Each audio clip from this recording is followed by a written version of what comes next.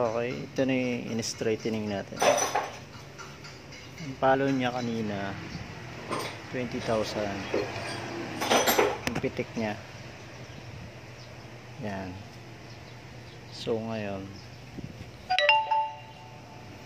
i-straightening na natin siya. Ito na yung result.